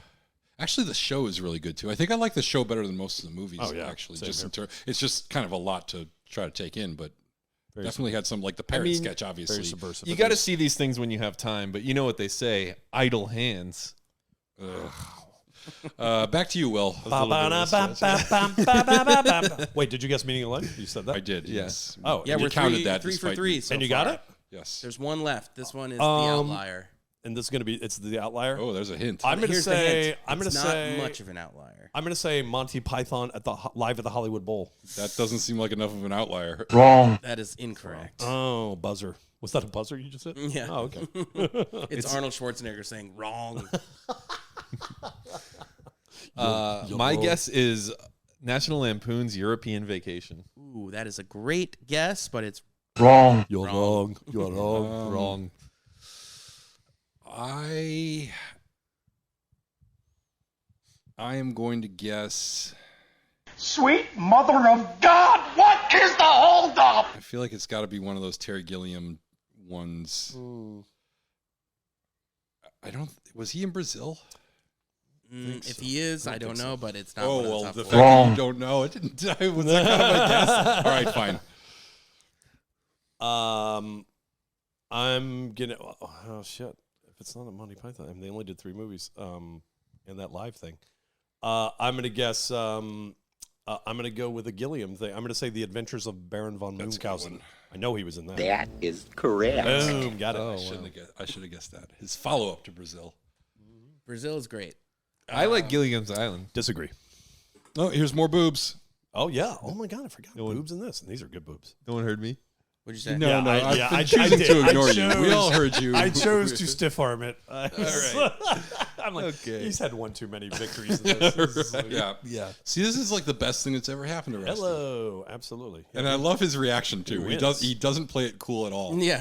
He's like, holy shit. Duran. He loves Adam and the Ants. I love. That's the great thing about John Hughes adjacent movie. It's like you get like these posters. Like I remember, like in Ferris Bueller, it was like you had all these like new wave bands, like New Order, Yeah. and here's Adam Ant, and then there's like Huey Lewis in the News. Yes. There's like poster. He looks Who like was there? Like Robert Palmer, Power Yeah, Station, Power is in Station. this. I mean, they had that a couple of. They had a couple of random good songs in this movie. Oh, the soundtrack was Yeah, it's fantastic. pretty good. Pretty good soundtrack. Do you guys want to do William Zabka? Yeah, let's do. Mr. Oh William yeah, let's do Zabka. that. It's not as fun as you think it's going to be, but I think you guys can. Oh Are, yeah, are there any TV shows? I'm sure there's a in bunch this of one? trash. Don't tell him. There are no TV I shows. think. Well, I think because mostly there aren't TV shows. I think that's fair. It is fair. We usually clarify that. Yeah. Because I would have guessed Cobra Kai, right? Yeah, and I would have let you get that one wrong. You can still guess it if you'd like. No. Well, I might. They would let you get that wrong. All right, Will, you got a Billy Zabka movie? Well, sure. The Karate Kid is going to be the first one. That is correct. Colin, you want to guess or should I? Yeah. National Lampoon's European Vacation. Great guess, but it is Wrong. I'm going to go with. Correct. There's so many. I'm going to go with Back to School. That is correct. That's Yeah. great. Great guess. With Rodney Dangerfield? Yeah. Wow. Who is he in that? He's like the bully. He's the bully. Yeah. as he is in everything. On the swimming team? Yep. Yeah. Diving team, sorry. Forgot about that. All right, Will, Oh man, you're up. I am fading. Billy Zabka was also in. No, that's Spader. I get my Zabka and my early Spader mixed up. Are you thinking about Pretty in Pink? No, I was thinking of Tough Turf. Oh. I'm gonna say Karate Kid Part 2. That's good. That would be correct. That is correct. I think there's like All right. I Vintage think you footage. guys are going to Colin, need a just hint. guess another Yeah, Karate I'd like Kid. a hint. Yeah. Okay. He's not in the other ones. He played a bully in the 3 movies that you've guessed so far. Sure did. In this last one, I don't know who he plays, but I would venture a guess and say that this is a pre-Cobra Kai like cameo appearance where it's like, hey, remember that guy? Do you know? Like you poke the person next to you, you're like, do you know who that guy is? So a nostalgic 80s movie. Okay. Can we get a year? 2010. So recent history. 2010. I mean, 12 years ago. Okay. It is a comedy. Well, it would have to be. Talladega Nights. Is that your guess? No. Yes. Let me tell you why I That's a suck. comedy from around then. Sorry, Oh, Yeah. oh, It's a oh, good I got guess. it. I got it. It's a movie I've only seen once, and I do remember him being in it. And it is a little movie called Hot Tub Time Machine. That is correct. Wow. Bang, bang, fuck. bang. I do remember that now. I should have guessed that. What is his part in that movie? I saw that in the theater and I haven't seen It's it. just like, it's exactly like what you said. It's Yeah, it's like a cameo. Cameo is like a, preppy. Is he in the douchebag. scene where he's betting on the drive? Yeah. Yeah. Like a squirrel runs on Yeah. the field somehow. Yeah. Never seen I that. love this car. Oh, you've never seen Hot Tub Driving- Time Machine? Never seen it. This car they're Oh, driving like- in Germany. Yeah, is it like a Citroen or what is that? Yeah, it's a Citroen. It's like but a it's Citroen, but it's like- modified because It's like souped up like Yeah. The family truckster. Yeah, family truckster. exactly. Yeah, the family, road queen family truckster. I love it. I love this car. And I like that they crash it into a thing and it just gets stuck and they just leave. Yeah. Yeah, so what we've missed in this movie is Clark gets invited on stage by these Bavarian dancers who end up getting into a fist fight with him. They slap him and he slaps them, and then because he's dressed up like a Bavarian dancer, but it's unclear why they expected him to know the dance and what happens. But anyways, it turns into a brawl, and they have to escape via car, and there is a car chase. It turns into a full-on riot. Yes, a riot. Yeah, like random people punching each other, and then they just leave all their stuff and they take off. Beverly D'Angelo got the Wait, stunt work in that. so has everyone here been to Europe? I have never been. I've been to across two the places pond. in Europe. So I've Matt been has across the never. pond the other way. I've been to Asia, but not Europe. Whoa, check you out. Where in Asia? Hong Kong. Oh, okay. A film I made got into some film festival, and USC flew me out there. Congratulations. Yeah, That's insane. yeah. It So sucked you because I couldn't leave the film fest, so I was just there the whole time. I didn't get to. I had Oh. one little excursion. There's like I forget what it was. You can go to like the highest. it's point. called a brothel even there. Yeah, and they're called lady boys. Oh, wow. It hurt so good, but but yeah, Hong Kong. It was a wonderful place. So you've never been to Europe, No, Colin? Yeah. You've been. I've been to 4 countries in Europe. Don't name them. I'd rather we just leave it a Very nice. mystery. Okay. Top four. Let's do a top four. Top Top four Colin's countries in Europe. Colin country, Europe's. if they made this movie today and a family went to Europe, what countries would they go to? Same ones. The same ones? Yeah. They've been there for hundreds of years, and I feel like there's a gag, like a tasteless The gag. blessed Trinity. Uh-oh, we're in Ukraine. Well, I mean, like, I immediately compare this movie to Eurotrip, which is from 2004, Five, something four, like five, that. yeah. Also featuring William Zabka. And they do have that joke where they go too far east and they're kind of like a generic Eastern Europe, Slavos. yeah, War-torn area. yeah. And then they have Amsterdam. I think Amsterdam is like That's one. Yeah. has such a Stoner. Go-to Yeah, pot quality. yeah go-to pot quality. yeah, I mean, I guess like because think about it, the other places you would go would be like there's Scandinavia, which is like a whole other trip. It feels like there's Amsterdam, which I think would be the one that's most likely to get included. And then they don't go to Spain in this one. I guess that would be another big one. Yeah, Spain is very popular, like as a tourist place now. I Yeah. would say. Spain was actually supposed to be in the original National Lampoon's Vacation. Yeah, on their way to. They were Wally going to World. go to London, Spain, and then East St. Louis, Yes, and Arizona. makes sense. I feel like they would go to like Ibiza today. Maybe. Ibiza. There's also like they go Germany to Italy. There's kind of Switzerland and Austria are kind of in between there, and both like you could do something with. I think if you were Yeah, it's kind of hard not to make that trip without dipping into one of those other countries. But They if you're doing a kind movie, of do you're it with not the Sound of Music bit in the beginning. Yeah. That's Yeah. kind of the Alps or. I have a feeling there would be two very short scenes, either in Luxembourg or Liechtenstein. right. Just Now to- entering Luxembourg, now Yeah. exiting Luxembourg. Now entering Liechtenstein, now exiting Liechtenstein. But you also, for the purpose of a movie, you want to have like sort of bigger set pieces that are, so you're not going to do every little pop in like you would on an actual trip. And then, but you need something for the censors to cut out. So, you know, there are places that are trying to do a bigger tourism push in the Mediterranean. You know, you could do Greece, you could do Croatia, something like that. Yeah, Greece would be cool. Yeah, and I think they always need money. Yeah, it depends on. Yeah. I think the real determination would be like, where are the tax credits the best? That's that's actually how this thing would be decided now. Is like, where do we get the best? Well, that's what I'm saying. Give us like, the biggest break. You know, especially after they did a lot of Game of Thrones in Croatia. Yeah. And after that, Croatia's done a lot of pushing for tourism kind of stuff. Yeah, so. and I've known people that have shot like in Game of those, Thrones tourism. Yeah, actually, I've known people that have shot in those Eastern European countries, and they're intentionally becoming a lot more film friendly. A lot of those places. So didn't Rob Zombie just shoot the monsters in like Romania? Yeah, I didn't realize that. That looks awful, by the way. Did you guys see the trailer for that? Oh yeah, that looks. It really looks bad. like comically bad. I kind of A don't Rob know. Zombie movie is awful. Yeah, exactly. I know. What world is this? But usually they at least look like they're made by professionals and not like something that you shot in a Did you camcorder. say the Munsters, like the old black and white television show? Yeah. Yeah. I'm in.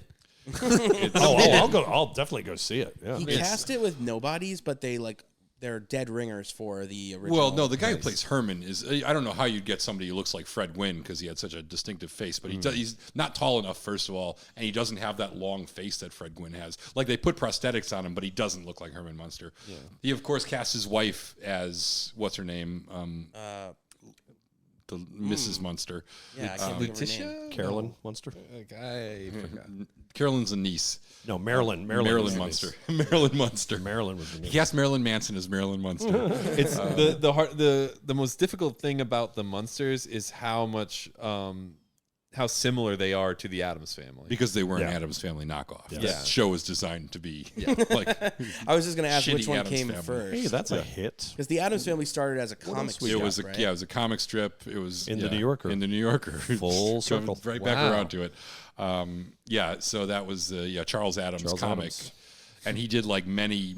It was pretty famous long before. I was the TV reading shows. I was reading this comic strip in the New Yorker, and I thought, what if it was funny?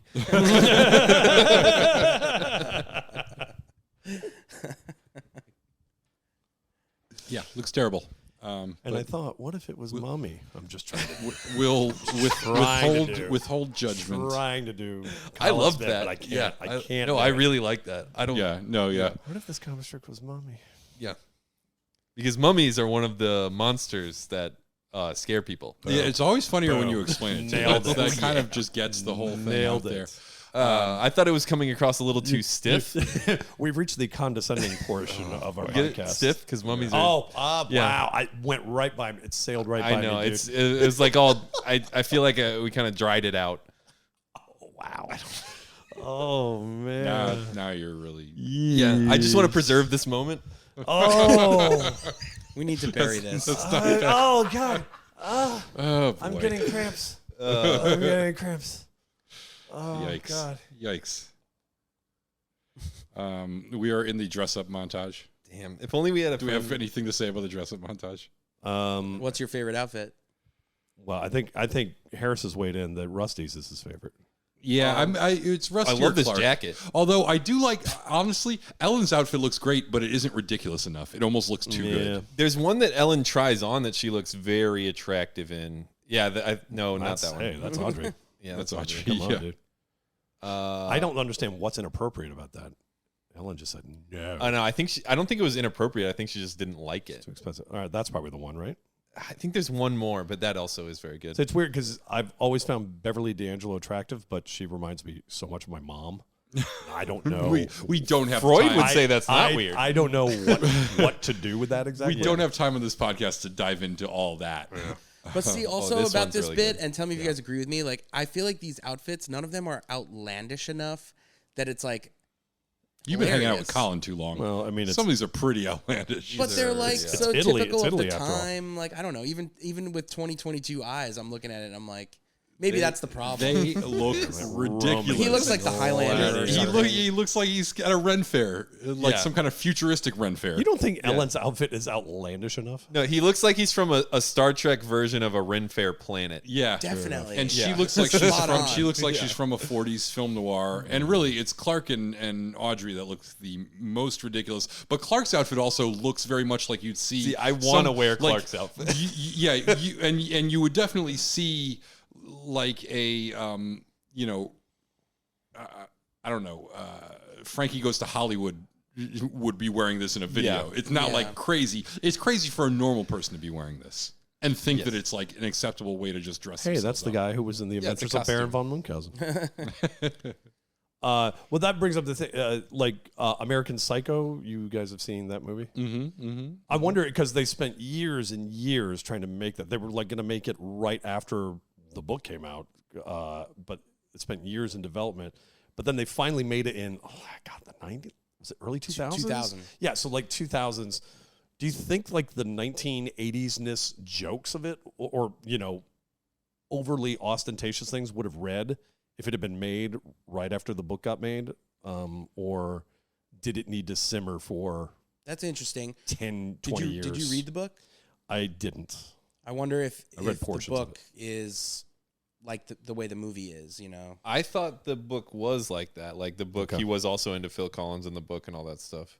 Oh, I forgot about that part, yeah. And it was very much a critique of the time. But all the things like the oversized, elaborate menu things, and the super tiny power lunch foods, and just all that shit that's like, I know the bit looking with the business back on card. the 80s and making it's fun not of in the book. Yeah, the business card. It's all businessman culture stuff, though.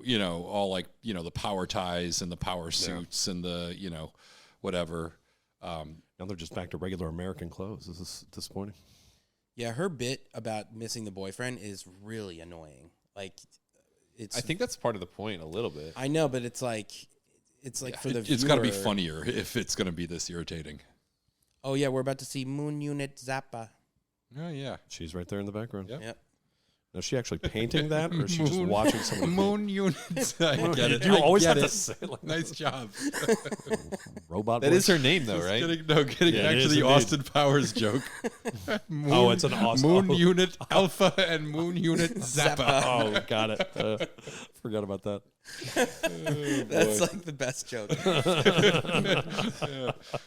Funny enough, I was reading about Dana Hill, and she did one of the voices for the show Duckman. Do you guys remember that show? Yes. From the 90s on USA Network. Richard Genie, I think. Great show. I used to try Jason to Alexander. I used to try to watch that show, but then I would, crouch down when it started coming on. Wow. Oh man. There is no off switch. I'm He's sorry. just always doing it. You can't stop him. I can't. So anyway, she did a voice. Except there's no basement. There's no base. She did a voice on that Can't show, go and one of low her enough. co-stars who also did a voice was Dweezil Zappa. Oh, nice. Oh. The names, man, they're just great. Yeah, I've been worried about his career. How do we feel about Frank Zappa? Are we big fans? So we listen to a lot of albums. Go ahead. I wouldn't say I'm a big fan, but I would say I'm a fan. Yeah, I have respect for. I mean, like when I listen to music, I'm like, yeah, I get it. I mean, I liked jazz, and it's kind of like jazz fusion, prog rock type stuff. Yes. Yeah, I think I appreciate him more on a level of like musicianship. Yeah. But Yeah, like and he I couldn't tell you a Frank Zappa song right now. And he definitely hired baby snakes. I love LSD, and so I love watching Baby Snakes and 2000 Hotels because he has that guy Bruce Bickford do that claymation stuff. It's fun to watch high. I feel like I have fairly eclectic taste in music. I'm on record. And I don't think I could, not only could I not name a Frank Zappa song, it's possible I've never actually sat down and listened to a Frank Zappa album. Same. I'm in the same boat. Interesting. The same Zappa list boat. And I feel like it's like one of those things that like I always will, if somebody's that well respected, like I don't really like the Velvet Underground, but I've listened to Velvet Underground albums because you can't like think you're well versed in music and not listen to the Velvet Underground. And I feel like Frank Zappa is one of those things that I should have put in my time and done it, and I just never did. Yeah. I'm just more shocked that I never like encountered any of his music in my life. You know, like you walk into a party, someone's playing it. It's real top 40 radio stuff. Yeah, that's what it is. It's very obscure, right? I've never listened to a whole Zappa album, but I've definitely listened to individual songs for sure. Well, I mean, most of them are like 10 minutes epically long. Yeah. So that's probably why you haven't heard it on radio. Yeah. Reminds me of Dream Theater. Did you guys ever listen to Dream Theater? No. You guys know them? Think so. They were like a prog rock band from the early 2000s. And Yeah, there were so many bands with The 80s, Dream 90s. back of the name, and I'm thinking of, oh, yeah, Dream Theater. I'm thinking of the Dream Academy. It's so hard to. I'm thinking of Dreams by Debbie Gibson. Well, every Dream song of theirs Police, is like the song. minimum. Like I think the shortest song they have is like 6 minutes long. Like everything is like 15 minutes long, and it's just like jamming. What is it with prog rock that was just like, hey, how can we make the longest song? It's math. It's music. It's music and math. Just adding math. It's just if you keep on adding, it goes on forever. What if we took mathematicians and we gave them musical instruments? Yeah, and they were really fucking good. Yeah. Prague is another place in Europe they might go. Oh yeah. Speaking of prog rock, That's a different kind of thing. Yeah. I've checked out of this podcast. That's it. He's I'm getting gone. into the spirit. He's getting into the spirit of it. Man, that guy must really hate Prague. You finally broke him, Colin.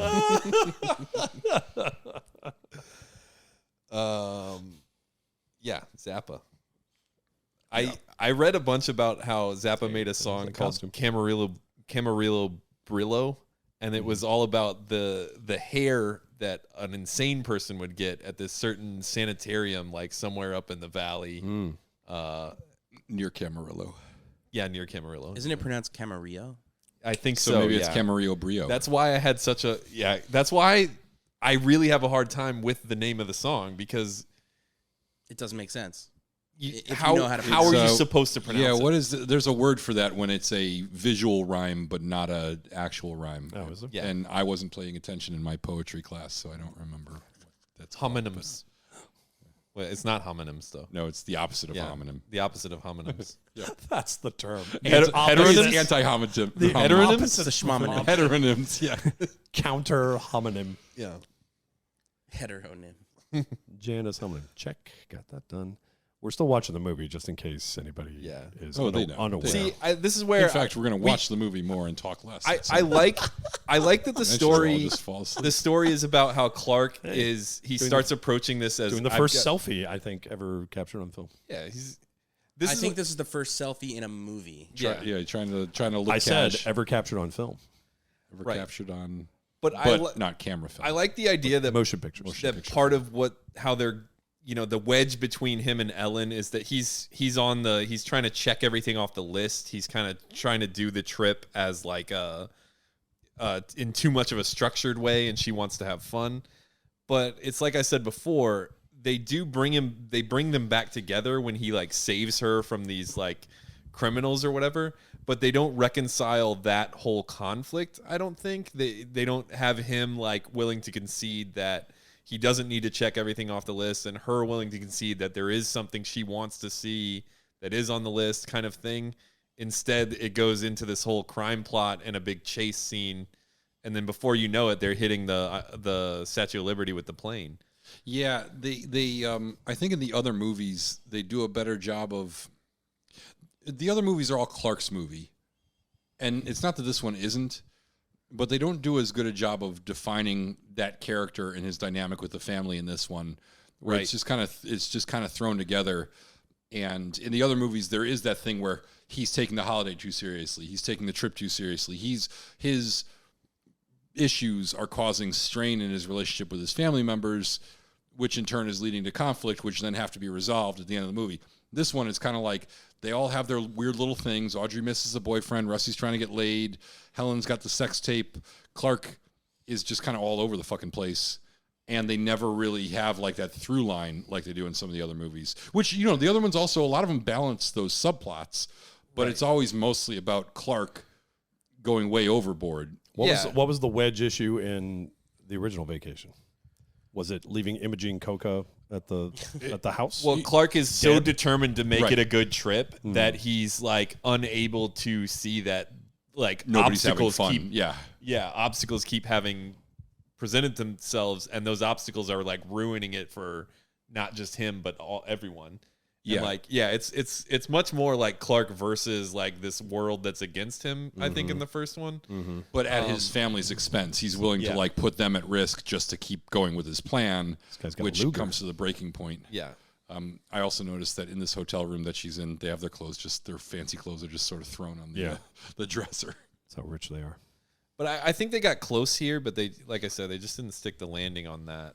I think the complaint that it doesn't have enough jokes in it Yeah. is much worse than that it's structurally not sound. Because I don't think Vegas Vacation, it sort of goes through the same motions, but I don't think that has like any great character depth or development.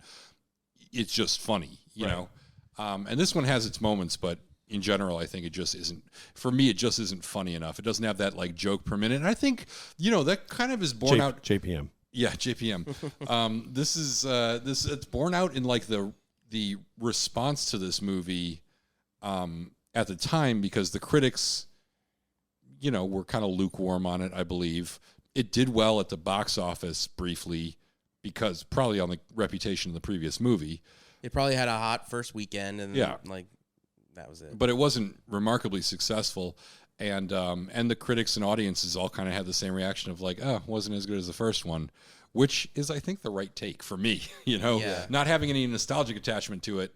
I just look at this and go, oh yeah, it's not the best. I thought that it was just because I was undervaluing it, but I watched it. I do think having seen it a lot of times, you catch little things that you like, little jokes that you miss, or Like he's gonna hit another car here. Yeah, he hits another car and stuff that like you maybe don't catch the first time, and so it's not the worst like movie ever. It's not the most unfunny, but you got to compare it to the other vacation movies, and And I do appreciate the performances a lot. I think everyone's funny in this.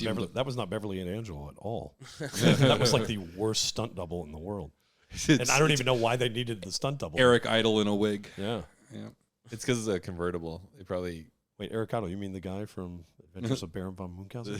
Yes. I always thought it was Munchausen. Either way. Okay. It depends on how German you are. And how stupid you are. Wow.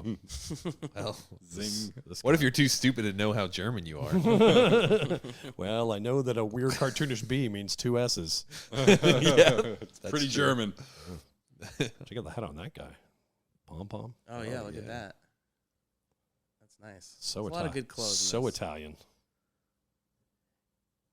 It's funny, like a lot of things in this. Well, I mean, like what's really dated in this movie? I feel like it still kind of works. Like, I guess. Well, Rusty's clothes, for one. Well, that jeans jacket and sweatshirt combo would probably work too. I feel like this Rusty would fit right in 2022. Yeah, because it's come back around again. Yeah.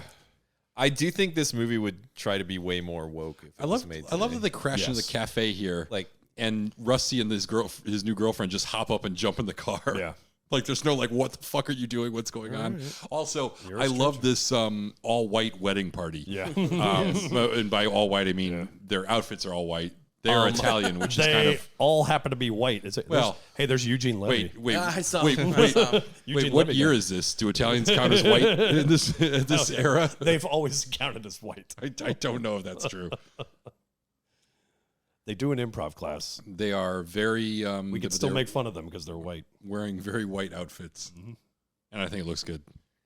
But yeah, if this was made today, it might still be a bunch of like stereotypes about the other countries, but there would be lines in the script about how they were acknowledging that it was like a stereotype, and then there would be other characters that would be like against the type, but also of the nationality and stuff like that. Yeah. Well, I haven't seen the Ed Helms version of Vacation. Do they do that in that? Nobody's seen that but movie. they don't literally nobody has. they don't ever go to seen other that countries in that one. Boy, that really wasn't Chevy Chase either.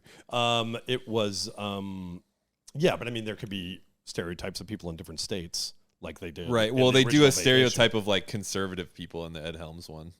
So okay. yeah, which is like, I don't know. Easy It's, target. It's the Thor with Chris Hemsworth. Ah. He plays like a cattle rancher in like Texas, and he's like, Isn't there like a boner joke with him too? He can take it. Yeah. And also it's that movie was still pre-Trump, so it's like, Oh, that's right. I forgot about you that. know, The golden years. I guess, yeah. A more innocent time. Oh my God. You know, as much as I hated Trump, I really miss watching the news every day and see what the hell is he going to do now. Yeah, what stupid luckily he's still doing stupid shit. He continues to back do in the news stupid yesterday. things. Yeah. All right. What do you say we start the ball rolling on summarizing our thoughts here? I will summarize my thoughts because All I think right. I can be pretty brief. Great. Really? Let's put a clock on you.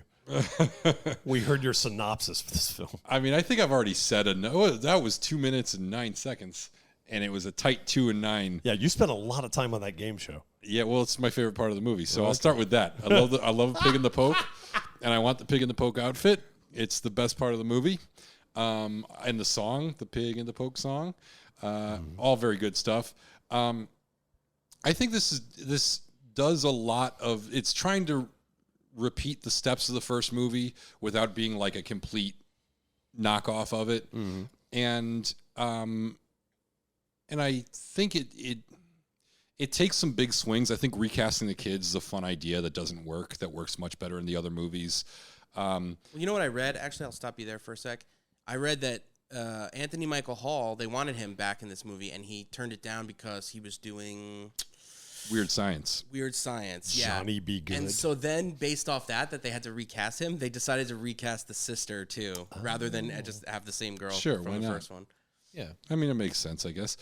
I always thought it was a bit, like, oh, we need to recast the kids in every movie. Well, then I think it became a bit after this one. yes, Yeah.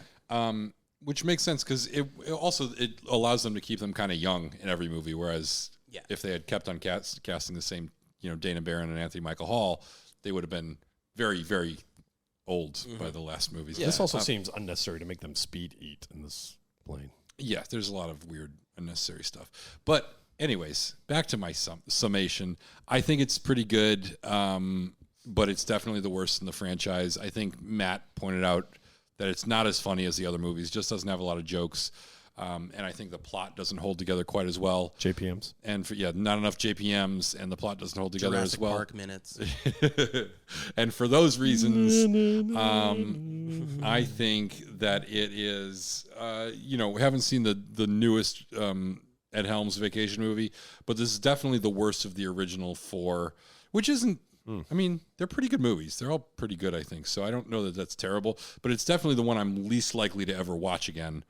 And for that reason, I am going to give it, I think, a fairly low 5 Timothy Dolphins. I'm surprised at how much I didn't love this. It's not that I hated it, but Very pre 9/11 didn't love scene it. here. You can just walk into Oh, the yeah. cockpit. bust into the cockpit And crash Take it out into a both- national monument. take out both pilots accidentally. Yeah, this would definitely not. This also harkens back to the original ending of the first vacation movie, where Clark was supposed to hijack a plane on his way home.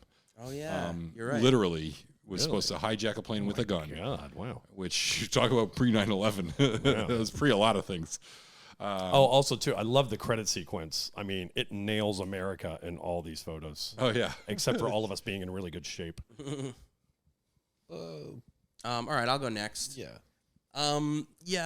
Harris kind of hit the nail on the head there. Said everything that, I mean, he even called me out and said he's going to say the thing that I said, which is that this movie has the set pieces, but no jokes, or a lack of jokes. I thought returning to this movie as an adult, having not seen it since I was a young person, that maybe I would find some interesting or funny things about it that maybe time has forgotten. But no, I think it will stay in its place that society has placed it in as the word. They got their shameless plug here, National Lampoons. Well, like the title wasn't a shameless plug. National Lampoons. European Vacation. Yeah, this movie's just definitely not as good as the first one. So America. And then they kind of, I mean, we didn't go into it, but we will in the next episode. Like, they just absolutely nail it with the next movie. It's the one that kind of breaks the mold. And the next one is Christmas Vacation? Yeah. Yep. Yeah. Yeah, this one, I don't know. I feel like it's a whiff. It's a miss. Yeah. I too am going to give it 5 Timothy Dolphins. Michael Moore of the second unit. Do you think that's the? Oh, I'm sure it's No, there's like a renowned second unit director named Michael Moore. Yeah, you don't know that? I think My bad. You don't know famous second unit director Michael Moore? I think later on he credits himself as Michael D. Moore, or he adds like the middle initial. Why should he have to change his name? Kidding me? That's crazy. Yeah, we just saw a picture of Dallas Cowboys cheerleaders followed by a picture of the MTV logo. Yeah, I also like the picture of like the 18 lanes of traffic on a highway just completely congested. Oh boy. Also, too, the song coming over the end credits, it's going to come up. Ça plante pour moi, Plastic Bertrand. That's what it's called. That's What's it called? Back in America, performed by Network. Network, yeah. Oh my God, Network.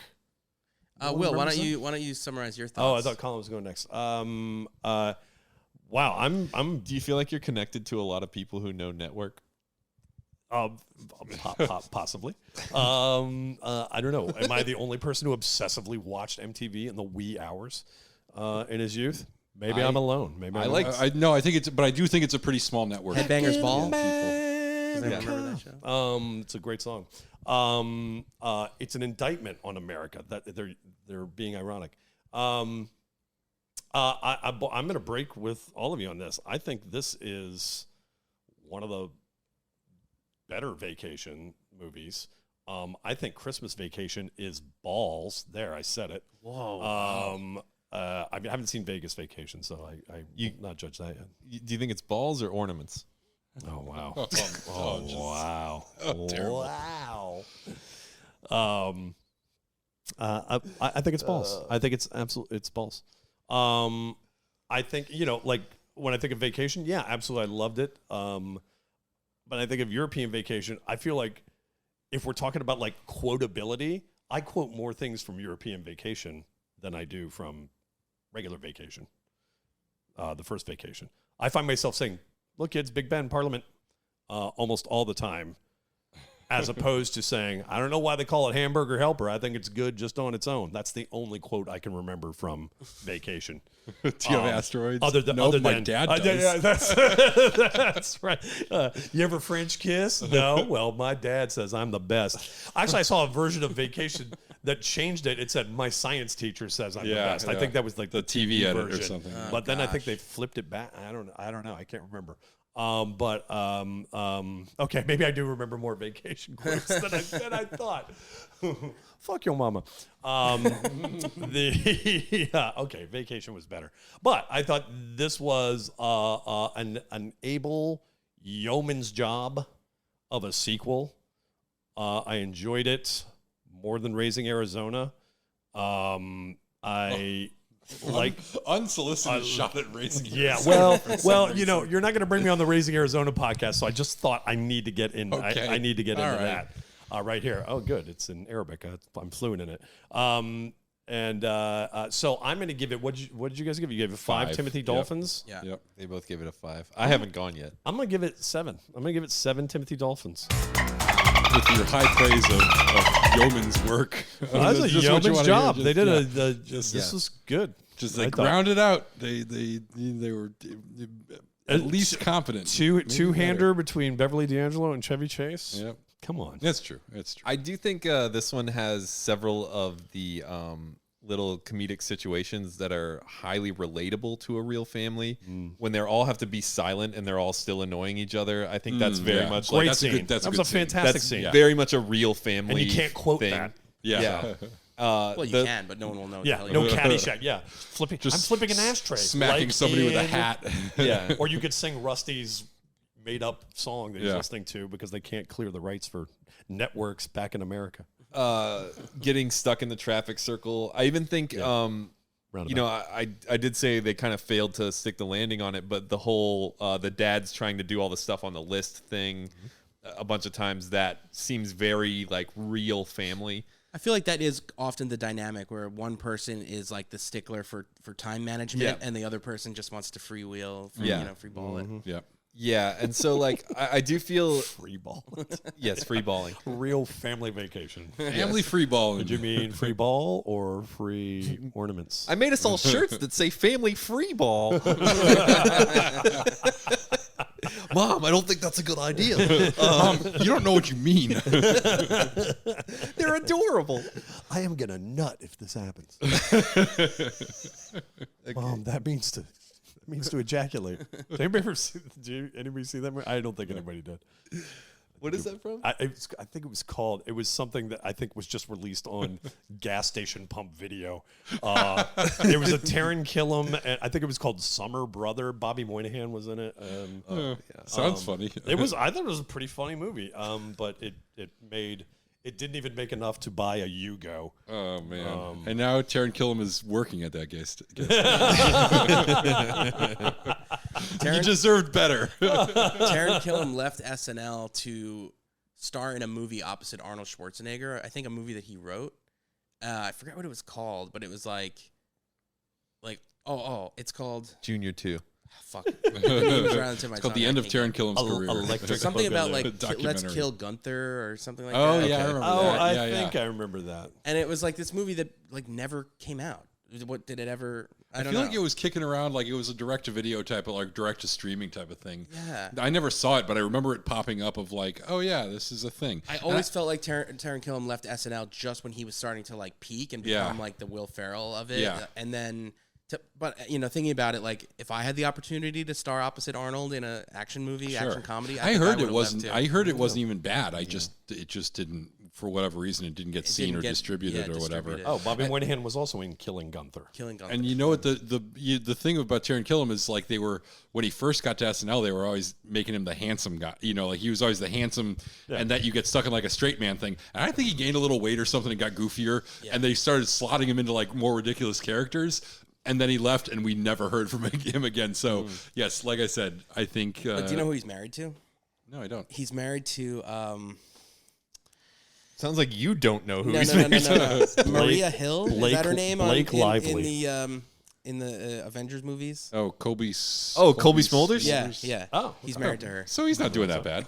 And she's still working. I have a lot of Taron Killam information. See, trivia. I don't know her name because I think it's actually Kobe, but I always Kobe, think it's it is Colby, Kobe. like the cheese. Yeah, it definitely is spelt like the cheese, Yeah, it's but not pronounced French. differently. And it is C-O-B-I-D. Schmolders though, like you're trying to talk about someone's shoulders being sexy. Schmolders. Smoldering. Have you seen her? She's got some schmolders on her. She was wearing white Schmolders perfume. Maybe he's not working by choice. piano He's teacher. married. He's I don't married into some understand. sweet Marvel money. I mean, he was in 12 Years a Slave. Look, I know this is way off topic, but I don't understand By the way, Brother Nature. was why the we name of don't that film. talk about Brother Nature. like Brother hot Nature. shoulders more often. But that's beside the point. I I guess. know why we don't talk about hot shoulders more often because we're not some weird pervy podcast. Stop trying to make us into something we're not. Wait, Matt, you had more Taron Yeah, Killam. let me Oh, tell there's you more? guys Oh. the best nice. Taron Killam trivia that I know. Okay. Oh, What his wow. first movie is? Do you guys know what his first? He was a kid. His first. A child actor? Yeah, it's a very small role. I do not know. He was in Naked Gun, 33 and a Oh, third. nice. Nice. At the remember that the end sequence is like the Academy Awards. Yes. And they show a clip from a movie called Geriatric Park. Yes. Which is a riff on Jurassic Park with old people. Yes. And he's like the kid in the car, like screaming. I think about that all the time because what's the movie Sawdust and Mildew? And he's like, it's the bomb. They all start running up like they won. Weird Al Yankovic. I love that. Yeah. Speaking of movies that are funnier than European Vacation, go ahead, Colin. Wrap up your summary.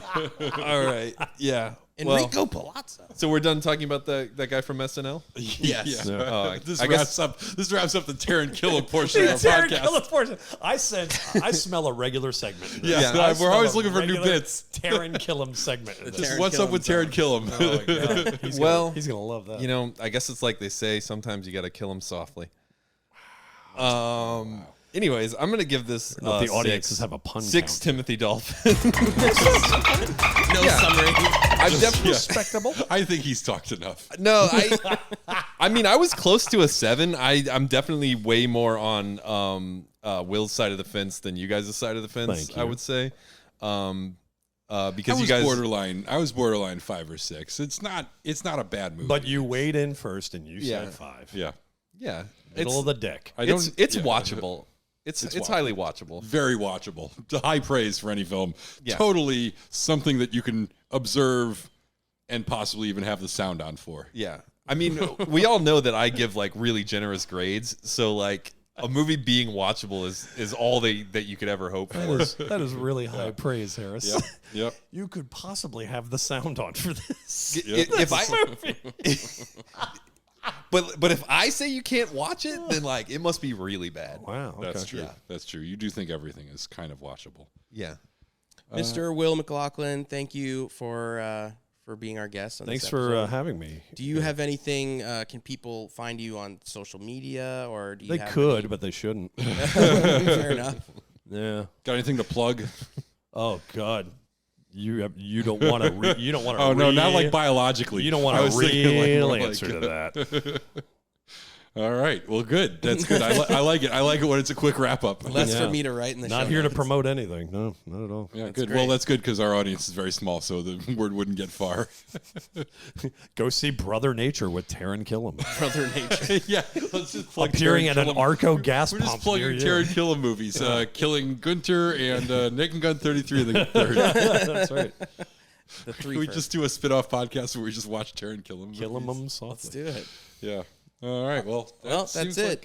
Yeah, that's about right. It's one of our shorter episodes. For this movie. Really? Very appropriate.